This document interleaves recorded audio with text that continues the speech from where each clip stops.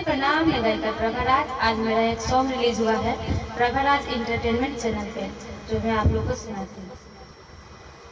सुनर बा घर परिवार हो, नहीं घर जैसन ससुरार हो, घर भर के शोभे मानेला हमारा से करे प्यार हो, हमसे मीठा मीठा बोले ले आराम से, हमारे सहिया कम नहीं खन श्री राम से, हमसे मीठा मीठा बोले ले आराम से, हमारे सहिया कम नहीं खन श्री राम से। बहुत अच्छा गाना बार वह सब सुनी और कृष्णा कंचा ब्लॉग्स के सब्सक्राइब करी, लाइक करी, कमेंट करी, शेयर प्रभाराज करी। इंटरटेनमेंट को भी सब्सक्राइब करी जय माता और ऑफिशियल को भी कीजिए।